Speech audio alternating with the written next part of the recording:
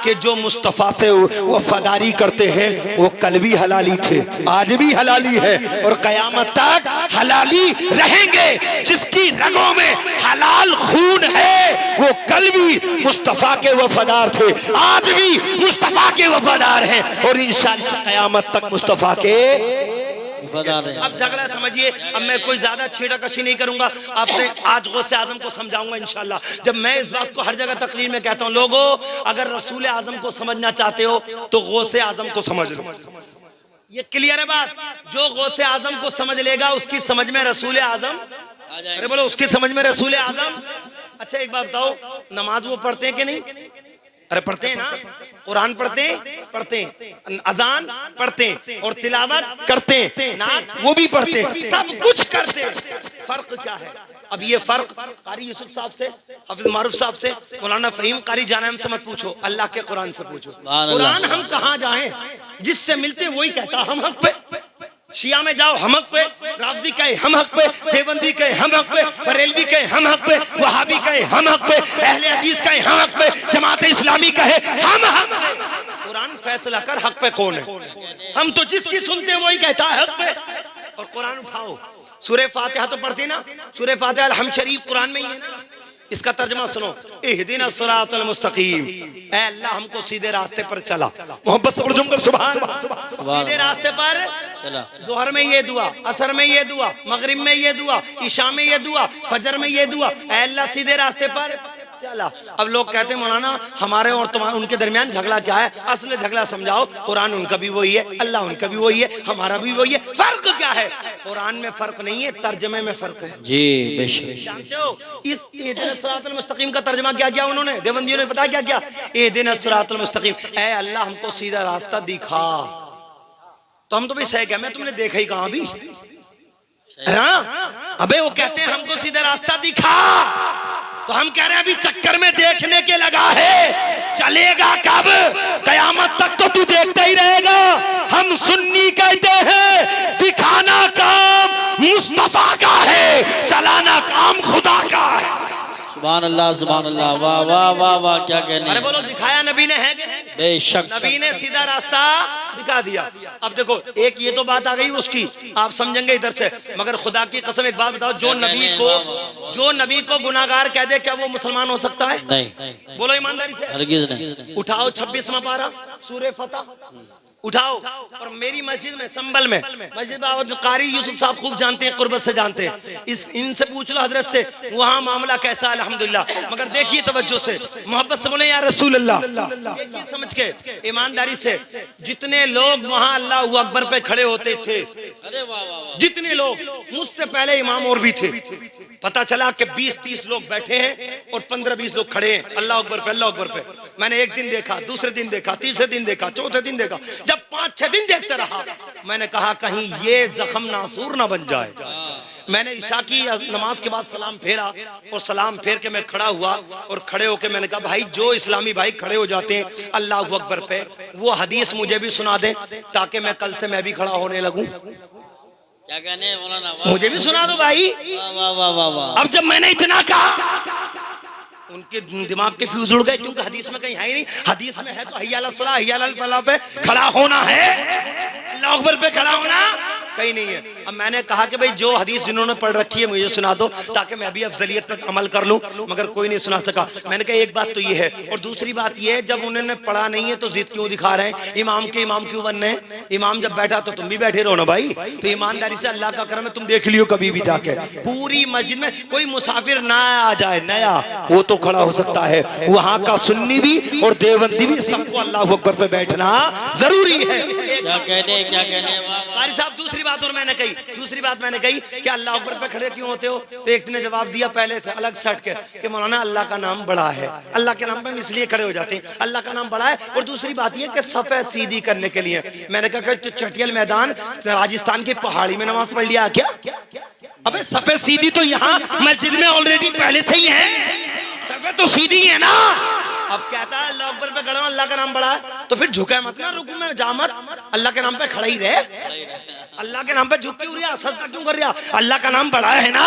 पता चला ये तबीयत पे अमल करते हैं, हम मुस्तफा की शरीयत पे अमल करते हैं। सुभान अल्लाह। नारे तकबीर, नारे रिसालत, नारे गौसियत, मसलके आला हजरत हजरत मौलाना सुलेमान रजा साहिब क़िबला। तवज्जो सुने, इंशाल्लाह मजा आएगा। मोहब्बत से बोले या रसूल अल्लाह। मैं वो बातें बयान करूंगा जो बातें जमाने में हैं, मैं उधर उधर की नहीं। सुनिए तवज्जो से, मोहब्बत से बोले या रसूल अल्लाह। अब देखिए उन्होंने गुस्ताखी की। लोग कहते हैं मौलाना उनमें और हम में कमी क्या है? मैं कमी बता रहा हूँ अभी, आप समझिए। और ये अगर तुम ये समझते हो कि मौलाना के रंजिश है, मेरी कोई जमीन थोड़ी मान ली उन्होंने, मेरे कोई पैसे मान लिए क्या, मुझ पे कभी उन्होंने हमला कर दिया क्या? मैं जो बोल रहा हूँ मेरी अपनी जाती रंजिश थोड़ी है ना। मगर समझो कुरान का 26वां पारा, मैं कुरान से उनमें और हम में फर्क क्या है? एक हमारे मौज़िन है, वो कहने लगा हजरत उनमें और हम में फर्क क्या है?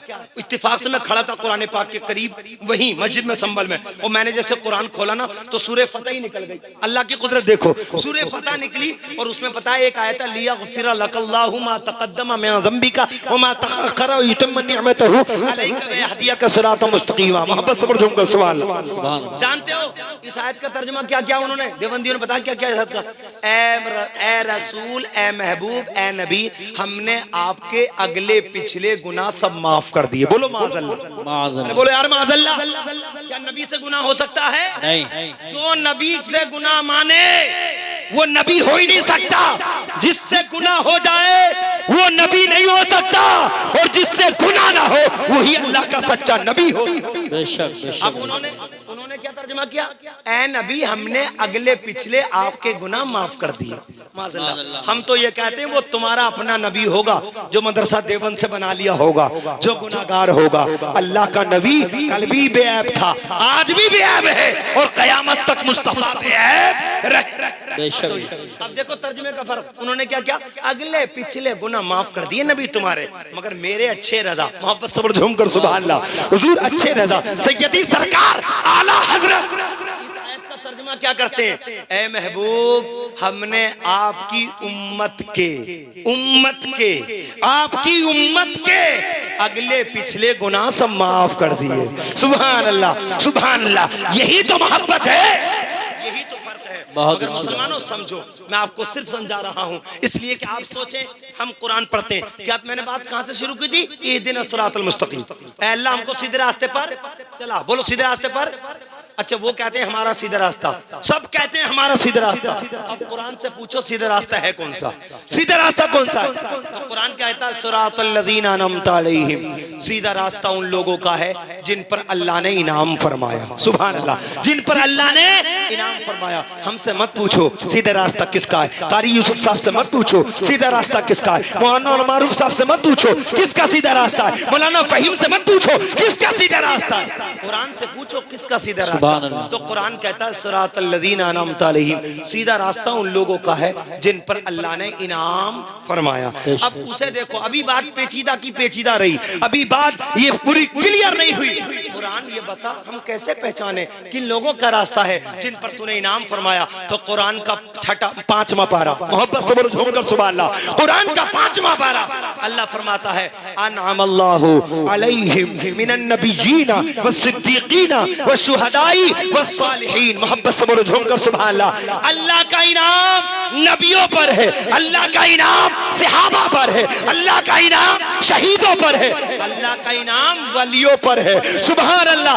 अब इन 4 नामों को देख लो, नबी जिसके साथ, वली जिसके साथ, शहीद जिसके साथ, वही हक पे है। हम गए शियाओं में तो वो अहले बैत की मोहब्बत में है, सहाबा को भूल गए। हम गए वहाबियों में तो वो सहाबा को तो याद करते हैं, अहले बैत को भूल गए। मगर हम जब गए बरेलवियों में तो उनके हाथ में दामने नबी भी है, उनके हाथ में दामने सहाबा भी है, उनके हाथ में दामने शहीद भी है, उनके हाथ में दामने वली भी। सुभान अल्लाह। नारे तकबीर, नारे रिसालत, नारे गौसियत, मसलके आला हजरत हजरत मौलाना सुलेमान रजा साहिब क़िबला, जश्न गौसिल वरा।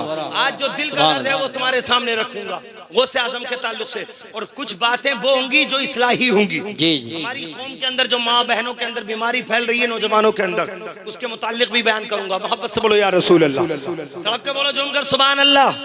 अब देखिए कुरान कुरान ने फैसला कर दिया, नबी जिसके साथ, जी। शुहदा जिसके साथ, सहाबा जिसके साथ, वली जिसके साथ, वो कल भी हक पे था, आज भी हक पे है और इंशाअल्लाह क़यामत तक हक पे रहेगा। माशाअल्लाह। अब देखिए, तवज्जो इधर रखिए। अल्लाह कुरान पाक में फरमाता, अला,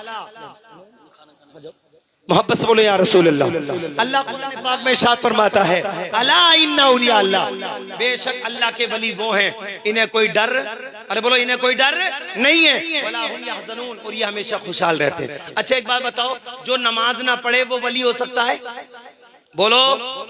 और जो ज़कात न दे वो वली हो सकता है साहिब इस्तिताअत होके? नहीं। जो दीन के तमाम अरकान पे अमल ना करे तो वो वली।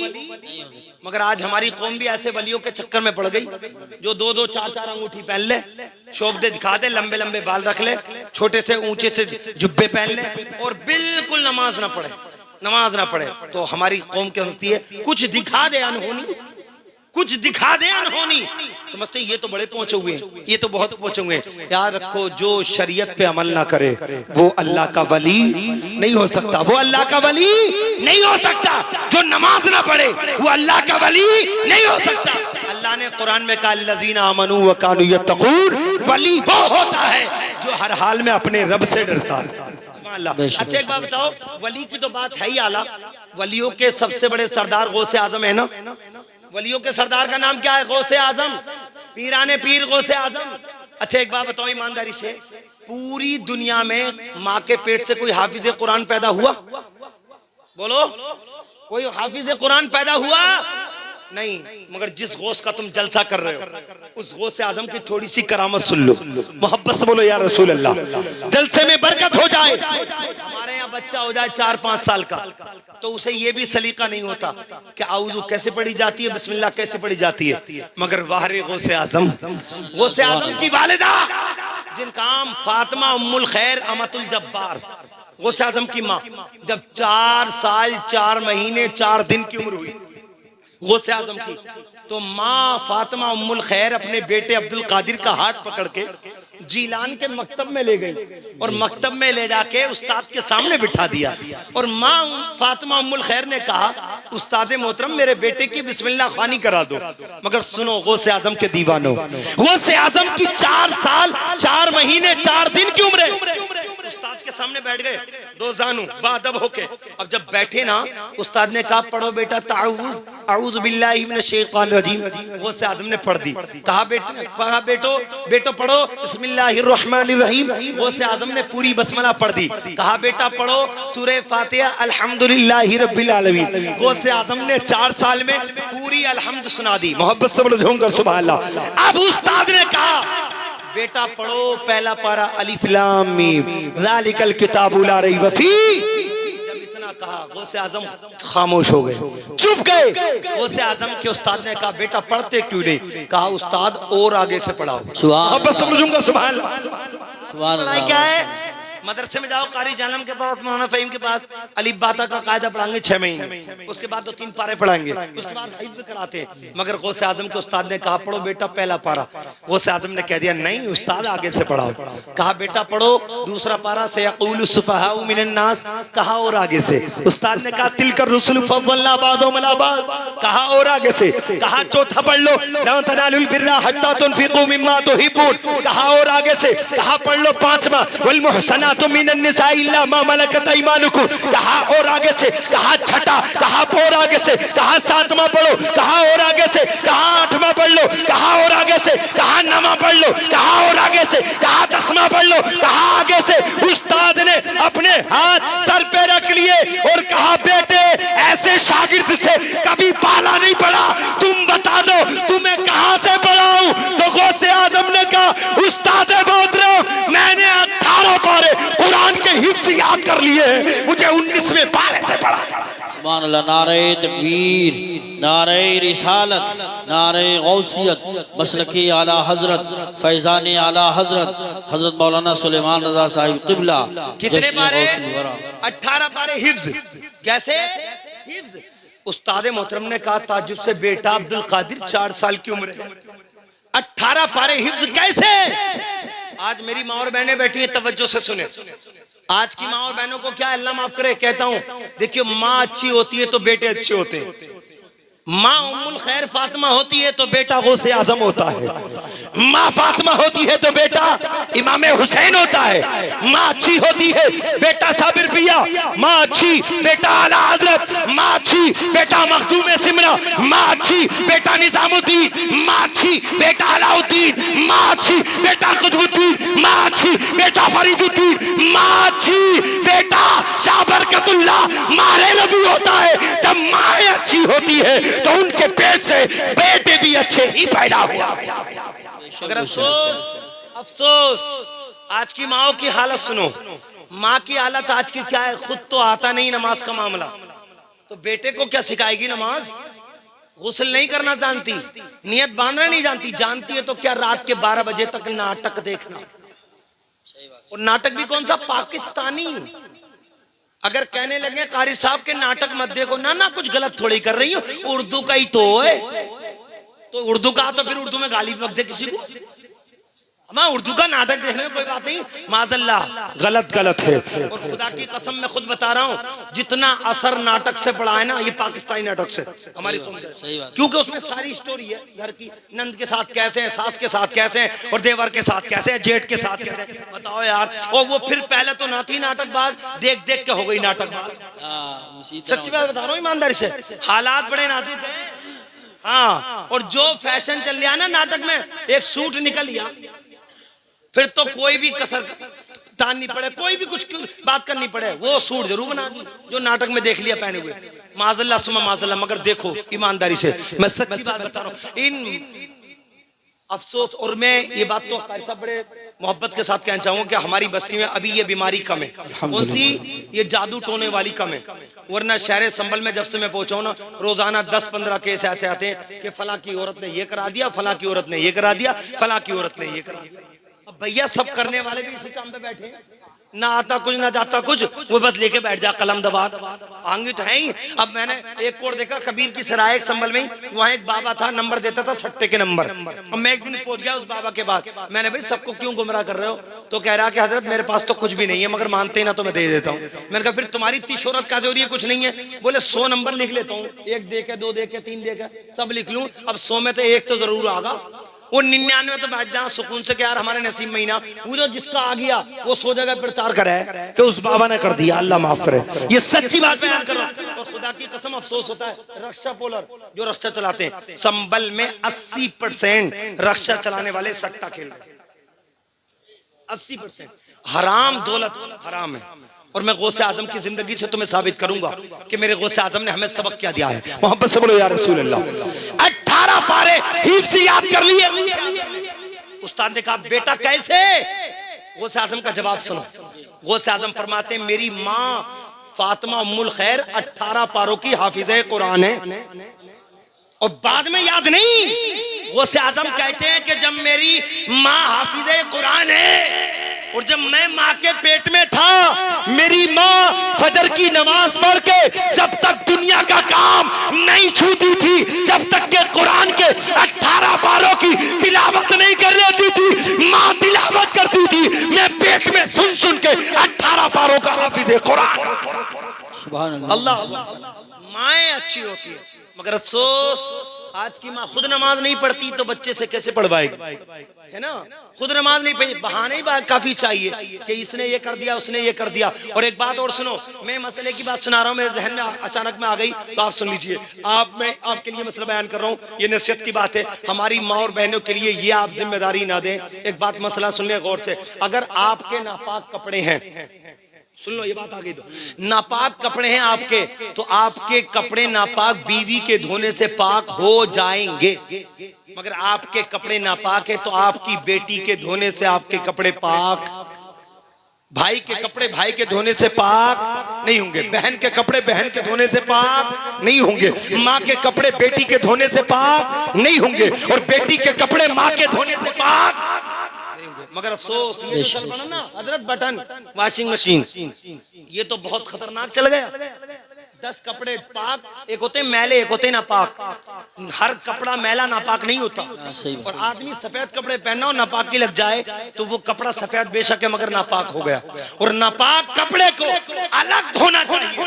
मगर जब वॉशिंग मशीन का बटन दब रहा ना तो हमारी बहन को इतनी फुर्सत ही नहीं है कि वो अपने हाथ से रगड़ के धोले पाक कर ले। नहीं, वॉशिंग मशीन में डाल दिए। 10 कपड़े मैले थे और वो पाक थे मगर एक कपड़ा नापाक था। अब वो मशीन में डाल दिया और मशीन में डालने के बाद वो सब ऐसे धुल गए। वो सब कपड़े पाक नहीं, वो सब कपड़े नापाक हो गए। पाक करने का तरीका बहुत अच्छा होना चाहिए। मगर अफसोस हमने कभी अपनी जिंदगी पे गौर नहीं किया हम पाक है भी कि नहीं, हमारे कपड़े पाक है भी कि नहीं। अब हम नमाज पढ़ने चले, अब जुमे की पढ़ रहे, हम जोहरा असर की पढ़ रहे। अब जब पाकी कपड़े नहीं है तो हमारा वजू नहीं, हमारी नमाज नहीं, हमारा सजदा नहीं। मुसलमानों, आज पूरी दुनिया में अरबों खरबों मुसलमान है, लेकिन आज की डेट में जितना मुसलमान जलीलो खार है उससे पहले मुसलमान कभी इतना जलीलो खार नहीं हुआ। क्योंकि अगर हम पाक होते तो इंशाअल्लाह जिस रास्ते से निकलते उस रास्ते पे इस्लाम का झंडा हम लहराते हुए नजर आते। सुभान अल्लाह। नारे तकबीर, नारे रिसालत, नारे गौसियत, मसलके आला हजरत, उलमाए अहले सुन्नत, जश्न गौस। वापस से बोलो या रसूल अल्लाह। समझिए गौसे आजम क्या है। 18 पारों के हाफिज कुरान। कितने पारोगे? अरे बोलो कितने पारोगे? और मैं आप लोगों से कहूंगा गौसे आजम की करामत सुना के काम मत चलाओ, गौसे आजम की जिंदगी को सुना करो। मेरे गौसे आजम ने पता है ना, लोग कहते हैं ना कि जो वली जो वो होते हैं बाबा वो पढ़े लिखे नहीं, वो तो अपने अंदाज में पढ़ते हैं। मेरे गौसे आजम सिर्फ गौसे आजम नहीं, बाबा ही नहीं, पीर नहीं, बल्कि बहुत बड़े आलिम भी हैं गौसे आजम, बहुत बड़े मुफ्ती भी हैं गौसे आजम। और 23 साल में गौसे आजम ने 26 डिग्रियां हासिल की। कितनी? 26। कितनी उम्र में? 23 साल में। 23 साल में 26 डिग्रियां हासिल की मेरे गौसे आजम ने। मगर जिंदगी देखो कितनी आजिजी इनकी सारी। हम थोड़े से मौलाना क्या बन गए, हम थोड़े से कारी साहब क्या बन गए, थोड़े से मुफ्ती साहब क्या बन गए, थोड़ा सा धनिया का इकट्ठा हो गया। हम कालर झाड़ के चलते हैं, अपने दामन को झाड़ के चलते हैं। कोई हमसे आप बात करे, अगर बराबर का बात करता है तो सलाम का जवाब देते हैं, और गरीब बात करता है तो उसकी गुफ्तगू पे ध्यान नहीं देते। गौसे आजम के दीवानों, अगर गौसे आजम से मोहब्बत है तो उनकी जिंदगी उठा के पढ़ो। मेरे गौसे आजम जब मदरसे में पढ़ने गए थे ना, जब मदरसे में पढ़ने गए थे बगदाद में, तो क्या कमाल था गौसे आजम का। और मैं कारी साहब को दिल से मुबारकबाद पेश करूंगा कि जो लंगर गौसे आजम आम कर रहे हैं। समझो गौसे आजम मदरसे में पहुंचे ना तो गौसे आजम क्लास के टाइम में क्लास पढ़ते थे, किताब के टाइम में किताब पढ़ते थे, कुरान के टाइम में कुरान पढ़ते थे, हदीस के टाइम में हदीस पढ़ते थे। और जब गौसे आजम को छुट्टी मिलती थी ना मदरसे से तो मेरे गौसे आजम आराम नहीं करते थे, बल्कि गौसे आजम मदरसे से निकलते थे और जंगल में जाके किसानों के साथ मजदूरी करते थे, काम करते थे। और काम करके जितना पैसा मिला करता था गौसे आजम अपने ऊपर खर्च नहीं करते थे, बल्कि उससे गल्ला खरीद के, खाना खरीद के गरीब बच्चों में तकसीम कर दिया कर। गौसे आजम की जिंदगी ये है, सीरत गौसे आजम की, ये कमाल है मेरे गौसे आजम का। और यहाँ तक मैंने पढ़ा, गौसे आजम के ताल्लुक से यहाँ तक पढ़ा, इंशाअल्लाह आपका ईमान ताज़ा हो जाएगा। मेरे गौसे आजम फरमाते मुझे 3 दिन हो गए। कितने दिन हो गए? 3 दिन हो गए फाके पे फाका, खाने को कुछ ना मिला। गौसे आजम कहते हैं मैं मदरसे में पढ़ा और जब छुट्टी का टाइम हुआ तो मैं अपने मदरसे से निकला और जंगल में पहुंचा। गौसे आजम फरमाते मैंने दरियाए दजला के किनारे मैंने क्या देखा कि यहाँ कोई खाने को कुछ मिल जाए, मगर जैसे ही मैं पहुंचा ना वहां तो 70 अल्लाह के वली, 70 अल्लाह के वली कई दिन से भूखे प्यासे थे। अल्लाह अकबर। गौसे आजम कहते हैं मैं देख के आ गया, तवज्जो सुनना। गौसे आजम कहते हैं मैं आ गया और दरियाए दजला से आया और आने के बाद जो बगदाद की मस्जिद थी, तवज्जो इधर, जो बगदाद की मस्जिद थी मैं उसमें जाके बैठा। गौसे आजम फरमाते मैं बैठा ही था, मैंने क्या देखा, एक नौजवान खूबसूरत सा कोरमे से रोटी खा रहा है, कोरमे से खाना खा रहा है। गौसे आजम कहते मैं 3 दिन से भूखा था, मेरी जुबान ने कहा कि अब्दुल कादिर इसके पास चला जा, ये तुझसे खाने को कह देगा, तुझे खाना मिल जाएगा। मगर गौसे आजम ने जब इतना सोचा ना तो फौरन दिल से कहा ए नफ्स अभी तुझे शर्म नहीं आई, तू दूसरे के खाने पे नियत बिगाड़ रहा है। जिस हाल में अल्लाह रखे उस हाल में बंदे को राजी होना चाहिए, जिस हाल में रब रखे उस हाल में राजी होना चाहिए, मगर सुनो मेरी बस्ती के गयूर मुसलमानों, ये तारीख सुनो। गौसे आजम कहते हैं कि दूर बैठा बैठा वो कोरमे से खाना खा रहा है, मैं दूर से देख रहा था, मगर उस नौजवान ने, खाना खाने वाले ने मेरा तरफ तवज्जो नहीं की, वो खाता रहा। गौसे आजम कहते हैं जब वो लुकमा मारता था ना कोरमे में, और वो लुकमा लेके अपने मुंह में ले जाता था, तो गौसे आजम कहते हैं कि मेरा मुंह खुल जाता था, मेरा मुंह खुल जाता था। वो खाना खा रहा था, मेरा मुंह खुल रहा है कि शायद मेरे मुंह में आ रहा है लुकमा। मगर गौसे आजम कहते हैं अभी थोड़ी देर हुई थी, उसका खाना खत्म होने के करीब था, अचानक में उस नौजवान की नजर उठी, उसने मुझे देखा और मुझे देख के कहा बेटा आ जाओ, करीब आओ, बेटा करीब आओ। गौसे आजम कहते हैं मैं जब करीब गया ना, तो वो मुझसे कहने लगा बेटा खाना खा लो, बेटा खाना खा लो। उसने कई मर्तबा कहा, मैं 3-4 दिन से फाके से था, खाने को रिस्क का एक लुकमा नहीं मिला था। गौसे आजम कहते हैं जब उसने कहा ना, मैं खाने के लिए बैठा, अभी 2-4 लुकमे खाए थे, उस खिलाने वाले ने मुझसे कहा बेटा तुम्हारा नाम क्या है? गौसे आजम कहते हैं मेरा नाम बाद में पूछना, पहले तुम बताओ तुम्हारा नाम क्या है। उस खाना खिलाने वाले ने कहा कि बेटा मेरा नाम ये है और मैं जीलान से आया हूँ और जीलान का बहुत बड़ा ताजिर हूँ, मैं माले तिजारत लेके आया था, मगर मेरी तिजारत में नुकसान हो गया, मेरा जितना माल था वो सब लुट गया, जितना खर्चा था वो सब लुट गया। कहा जब सब लुट गया तो अब बगदाद में क्या कर रहे हो? अल्लाह अकबर। सुन्ना मुसलमानों, ताजिर से गौसे आजम ने कहा कि जब लुट गया तो यहाँ क्यों रुके हो? कहा रुकने की एक बात है। बोले क्या बात है? बोले जीलान में एक औरत है जिसका नाम फातिमा उम्मुल खैर अहमदुल जब्बार है, उसने अपने बेटे अब्दुल कादिर के लिए 8 दीनार दिए थे, 8 दीनार दिए थे। मैं उस बेटे की तलाश में बगदाद में ढूंढ रहा हूँ, कहीं अब्दुल कादिर मिल जाए, उसको मैं उसके पैसे दे दूं। गौसे आजम ने जब इतना सुना ठंडा सांस लिया। अब ईमानदारी से बताओ, जो अमानत गौसे आजम की लेके बैठा हो, अब उसके साथ गौसे आजम सामने बैठे हो, अभी मेरे गौसे आजम ने बताया नहीं कि मैं कौन हूँ। कहा ए ताजिर जब तुझे नुकसान हो गया, जब तुझे नुकसान हो गया, 8 दीनार तेरे पास थे तो फिर क्यों रुका रहा? कहा अब तो मेरे पास 8 दीनार भी नहीं थे, मैंने फाके की वजह से उसी औरत के पैसों से मैंने एक एक करके सब खर्च कर दिए। 8 दीनार थे वो सब खर्च कर दिए। अब मैं सिर्फ उससे माफी मांगने के लिए उसे तलाश कर रहा हूँ, अब्दुल कादिर नाम का मिल जाए मैं उससे माफी तलब कर लूंगा। अल्लाह अकबर। मेरे गौसे आजम ने मुस्कुरा के कहा ए ताजिर घबरा नहीं, कोई और अब्दुल कादिर नहीं, जो तेरे सामने बैठा है यही अब्दुल कादिर है, यही अब्दुल। नारे तकबीर, नारे रिसालत, नारे गौसियत, मसलके आला हजरत, उलमा अहले सुन्नत। मोहब्बत सब्र जुम्न का सुभान। ये अखलाक है मेरे गौसे आजम का। आप तो हम दूसरों की रोटी छीनने के लिए बैठे हैं, मगर वो गौसे आजम कि जिसके पैसों की रोटी वो ताजिर खा रहा है और गौसे आजम सुन रहे हैं। कहा ए बेटा अब्दुल कादिर शर्माने की, मुझे शर्म आ रही है तुझे बताते हुए, ये जो मेरे पास 2 दीनार बचे थे, ये जो खाना है ना कोरमे से, ये खाना मेरे अपने पैसों का नहीं, वो तुम्हारे जो 2 दीनार बचे थे उन्हीं 2 दीनार से मैंने ये खाना खरीदा है। बेटे मुझसे गलती हो गई, तुम्हें शुरू से खाना नहीं खिलाया। मेरे गौसे पाक ने फरमाया ए ताजिर आने वाले, तूने हमें पहचाना नहीं, हम मुस्तफा के खानदान से हैं, नबी की आल से हैं, और मुस्तफा का घराना कभी किसी को तकलीफ नहीं देता, तकलीफ वालों को सीने से लगा के उन्हें सहारा दे दिया। गौसे आजम ने उस ताजिर को सीने से लगाया और सीने से लगा के गौसे आजम ने फरमाया अब ये बताओ तिजारत तो तुम्हारा लुट गया, माले तिजारत नुकसान हो गया, मगर ये बताओ क्या किराए के भी पैसे हैं कि नहीं, क्या किराया भी है कि नहीं? हुजूर किराया नहीं है। गौसे आजम ने कहा ठहर जाओ, और ठहरने के बाद कहा 1-2 दिन और रुको। गौसे आजम ने कमाई करके 4 दीनार कमा के लाके उस ताजिर के हाथ में दे दिए। सुभान अल्लाह। और कहा जाओ तुम अपने घर सही सलामती से पहुंच जाओ। सुभान अल्लाह, सुभान अल्लाह। ये मेरे गौसे आजम का किरदार है। और आज हमारा किरदार देखो, आज हमारा किरदार देखो। आज हालत तो ये है, हराम की रोजी कमाते हैं और उसके बाद तरक्की करते हैं तो बिल्डिंग पे लिखवाते हैं हाजा मिन फजली रब्बी, चीटरी कर करके दूसरों का गला दबा दबा के, दूसरों का साल माजाइज माल लूट लूट के लिखवाते हैं हाजा मिन फजली रब्बी, ये मेरे रब के फजल से है। नादान, शर्म नहीं आई? चीटिंग करते हुए, हराम का माल लूटते हुए, हराम कारोबार करते हुए लिख रहा है हाज़ा मिन फज़ली रब्बी, ये गलत है, ये रब का फजल नहीं हो सकता।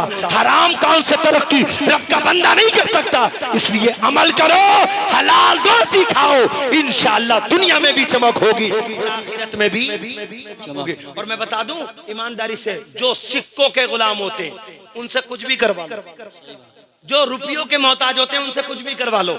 मेरे गौसे आजम कैसे हलाल खाने वाले थे। एक बादशाह आया गौसे आजम की बारगाह में, तवज्जो सुनना, और कहने लगा, ये थैली भरी हुई थी पैसों की, कहा लो अब्दुल कादिर ले लो नजराना। आपने फरमाया नहीं नहीं मुझे नहीं चाहिए। बोले ले लो, कहा नहीं नहीं मुझे नहीं चाहिए। कहा हुजूर ले लो। आपको जलाल आ गया गौसे आजम को, उसकी थैली पकड़ी और थैली पकड़ के जब निचोड़ी ना गौसे आजम ने निचोड़ी तो उसमें से ताजा खून टपक रहा, ताजा खून टपका। बादशाह के पैरों के नीचे से जमीन खिसक गई, खून टपका खजाने से।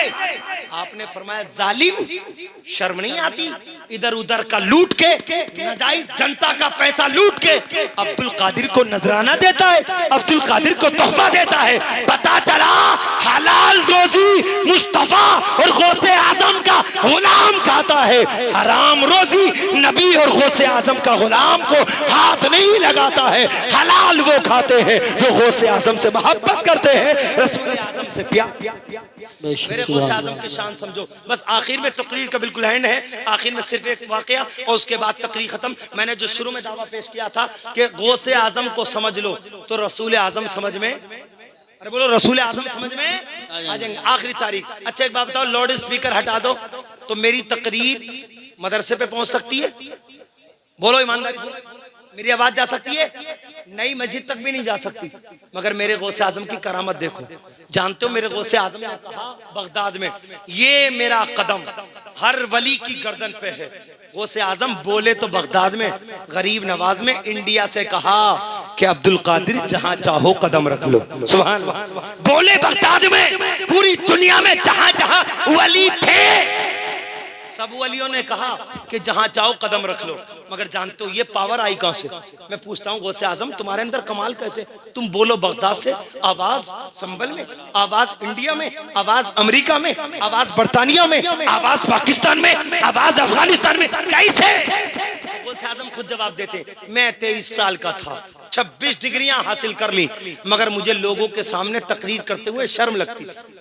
गौसे आजम बयान कर रहे हैं, इल्म बहुत था, मुझे शर्म लगती थी। गौसे आजम कहते हैं जब मेरे पास इल्म था और मैं पब्लिक को नहीं समझा पाया ना, तो गौसे आजम कहते हैं मैंने इरादा कर लिया कि बस्ती छोड़ दूं और बस्ती छोड़कर जंगल में झोपड़ी बनाऊं और अब्दुल कादिर ने सोचा कि वहीं रहूंगा। खुदा की कसम शाम को सोचा और जब सोए ना अब्दुल कादिर तो मेरे नबी पाक सल्लल्लाहु अलैहि वसल्लम ख्वाब में तशरीफ लाए। मोहब्बत से बोलो झूमकर सुभान अल्लाह। नबी आए, फरमाया बेटा अब्दुल कादिर क्यों छोड़ रहे हो बस्ती?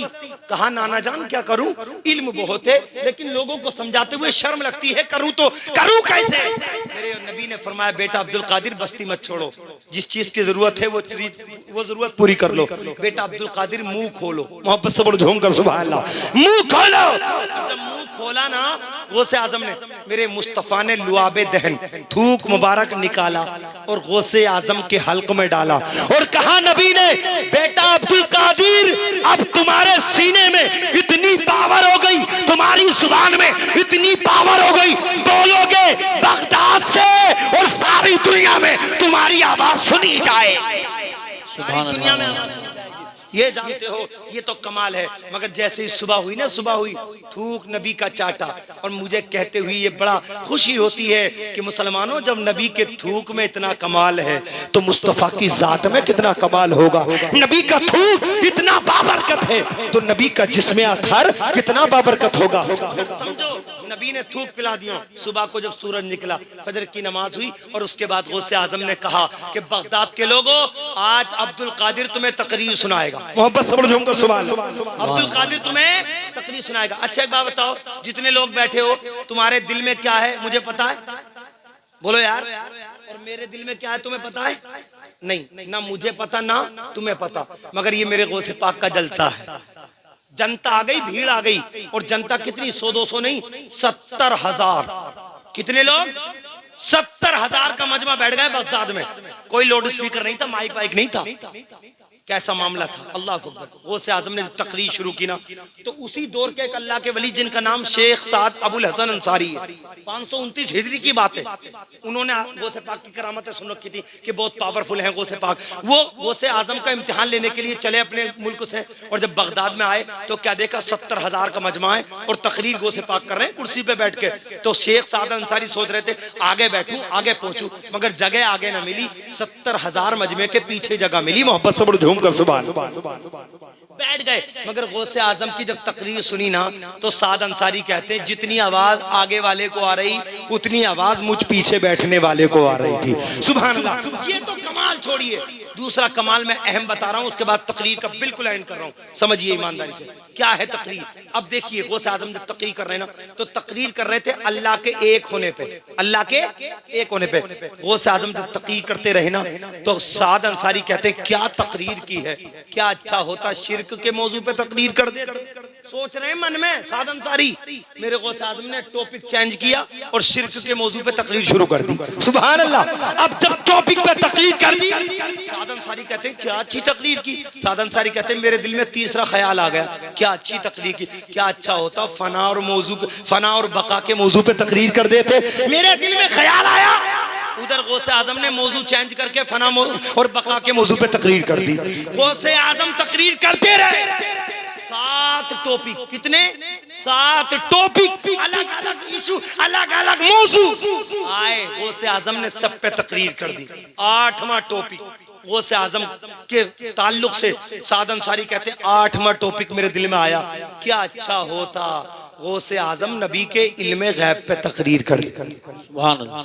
साद अंसारी कहते जब दिल में आया नबी के इल्मे गैब पे तकरीर कर देते।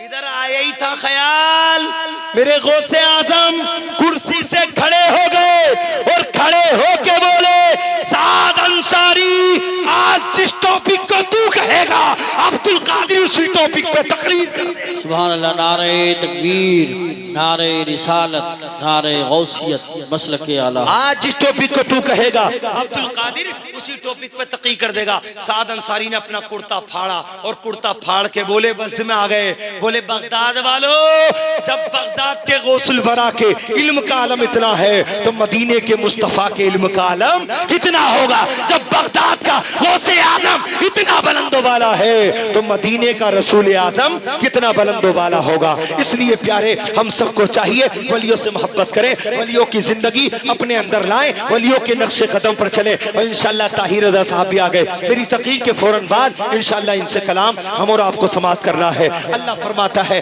अला इन्ना औलिया अल्लाह, बेशक अल्लाह के वली वो हैं इन्हें कोई डर नहीं है और ये हमेशा खुशहाल और ये हमेशा बेखौफ खतर रहते हैं। अल्लाह की मोहब्बत में, अल्लाह उसके रसूल की रजा में रहते हैं। आखिर में सिर्फ नौजवानों से गुजारिश करूंगा, वो गुजारिश ये है मुसलमानों नमाजें कब पढ़ोगे?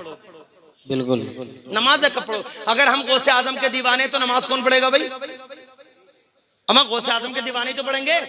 गौसे आजम की थोड़ी सी जिंदगी देखो, एक बात बता रहा हूँ, गौसे आजम रात के 3 हिस्से करते थे। कितने हिस्से? अरे बोलो कितने हिस्से? एक हिस्से में नमाज पढ़ते थे, एक हिस्से में कुरान की तिलावत करते थे, और जो तीसरा हिस्सा होता था ना गौसे आजम का रात का, वो सर अल्लाह की बारगाह में रखते थे। और जब तक फजर का टाइम शुरू होना हो जाता था मेरे गौसे आजम अपने सर को जमीन से नहीं उठाते थे। 40 साल तक, कितने साल तक? 40 साल तक ईशा के वजू से नमाज पढ़ी फजर की, एक बात। दूसरी बात 15 साल तक, कितने साल तक? 15 साल तक पूरी रात में कुरान पाक पूरा पढ़ा। 15 साल तक रोजाना एक रात में एक कुरान पढ़ते थे। और ये आलम, मगर अफसोस हमारे कौम मुस्लिम की हालत। ईमानदारी से मैंने यहाँ का जायजा नहीं लिया, अगर जायजा ले लिया जाए तो बहुत से नौजवानों को वजू के फराइज नहीं पता होंगे, गुस्ल के फराइज नहीं पता होंगे, नमाज की शर्तें और नमाज के फराइज नहीं पता होंगे। हालात तो हैं, नारे में हमसे आगे कोई नहीं, बोलने में हमसे आगे कोई नहीं, आशिक रसूल हमसे पक्का कोई नहीं। और पूछ लो वजू में कितने फर्ज है तो पता कुछ नहीं, गुस्ल में फर्ज नहीं पता। एक बात बता रहा हूँ, गुस्ल में 3 फर्ज हैं। और फर्ज का अंदाज क्या है? अगर दाढ़ में चने के बराबर कोई चीज रुक जाए ना और तुमने वो ना निकाली तो तुम्हारा गुस्ल नहीं होगा। और तुमने अपना नाक में पानी चढ़ाया और रेंट वगैरह या कोई गंदगी यहाँ जमी रह गई और तुमने साफ ना की तो तुम्हारा गुस्ल नहीं होगा। और जब गुस्ल नहीं होगा तो वजू भी नहीं होगा, और जब वजू भी नहीं होगा तो नमाज भी नहीं होगी। गुस्ल में 3 फर्ज हैं, कुल्ली के साथ गरारा करना, नाक की नर्म हड्डी तक पानी पहुंचाना, पूरे बदन पे पानी बहाना। अच्छा ये बताओ, नमाज पढ़ने से चेहरे पे नूर आता कि नहीं? बोलो, सब लोग जानते हैं चेहरे पे नूर आता है। ईमानदारी से चेहरों पे नमाज से ही नूर आता है, नमाज से नूर आता है। ये तो है कि नमाज नूर देती है। मैं आपको थोड़ी सी डॉक्टरी समझा दूं कि चेहरे पे नूर कैसा आता है। ये सीने में क्या है, अंदर क्या है, बोलो जल्दी बोलो, बहुत जल्दी, 2 मिनट में खत्म कर रहा हूँ। ये क्या है, सीने के अंदर दिल। दिल का काम बताया क्या है? दिल का काम है पंपिंग करना, ब्लड को पूरे जिस्म का सप्लाई करना। अगर ब्लड को ना पहुंचाए ना दिल, तो फिर इंसान को हार्ड हो जाता है, इंसान मर जाता है। दिमाग को खून जरूर पहुंचाता है दिल, मगर जानते हो, अब ये बताइए, मैं तकरीर कर रहा हूँ, मेरा दिमाग ऊपर है, दिल नीचे है ना, दिल नीचे दिमाग ऊपर है। अब ये बताइए, अगर नीचे से पानी ऊपर छत पे डाला जाए तो बड़ी मशक्कत से पानी पहुंचेगा, मगर ऊपर से नीचे को डाला जाए तो बहुत आसानी से आ जाएगा, है ना। नीचे से ऊपर को पहुंचाने के लिए बहुत ज्यादा दिक्कत पड़ती है। दिल है, दिल जब पंपिंग करता है तो ये दिल से ब्लड हमारे दिमाग को जाता है। मैं बैठा हूं तो ये दिल जो है वो पंपिंग खूब कर रहा है, तभी तो दिल का खून हमारे दिमाग पे जा रहा है। मगर सुनो, जब हमने नियत बांध ली ना नमाज में, तो हमारा दिल पंपिंग कर रहा था, ब्लड पहुंचा रहा था, खून पहुंचा रहा था दिमाग को। हम रुकू में गए तो दोनों चीजें सेंटर में, सुभान अल्लाह, दिल भी सेंटर में और दिमाग भी सेंटर में। अब दिल यहाँ है, दिमाग यहाँ है, तो बहुत आसानी है ब्लड पहुंचाने में, दिमाग को बहुत आसानी है। मगर सुनो, ईमानदारी से बता रहा हूँ, जब हम सजदे में जाते हैं तो दिमाग नीचे दिल ऊपर हो जाता है, दिमाग नीचे दिल ऊपर हो जाता है। अब बताओ, ऊपर से नीचे को भेजने में बहुत आसानी होती है ना। तो जब तुम दिल से खून जाएगा दिमाग में, जब तुम सजदे की हालत में होगे तो ज्यादा से ज्यादा खून दिमाग पे पहुंचेगा, और जब दिमाग पे ज्यादा खून पहुंचता है तो चेहरे पे नूर आया करता है, चेहरे पे चमक आया करती है, चेहरे पे रोशनी आया करती है। इसलिए मुसलमानों, नमाजें पढ़ने वाले बन जाओ, अल्लाह की बारगाह में सजदे करने वाले बन जाओ। जब तुम नमाजी बन जाओगे तो चेहरे पर भी नूर आ जाएगा और मस्जिदों से भी रौनक होती हुई नजर आएगी। इसलिए हम सबको चाहिए वलियों की जिंदगी से मोहब्बत करें, गौसे आज़म से मोहब्बत करें, और उसके साथ साथ हम नमाजी भी बने और दीन के तमाम काम करने वाले बने। अल्लाह की बारगाह में दुआ है, अल्लाह रब्बुल इज्जत मेरे बोलने में अगर कसदन सहवन और कोई जुमला, कोई ऐसा कुफरी कलमा निकल चुका हो जिसमें मेरे तौबा आईद हो रही हो, मैं आप सब लोगों को गवाह बनाकर रब की बारगाह में तौबा करता हूँ। अस्तगफिरुल्लाह रब्बी मिन कुल्ली ज़म्बिन व अतूबु इलैह व आखिरु दावाना अल्हम्दुलिल्लाहि रब्बिल आलमीन। अस्सलाम।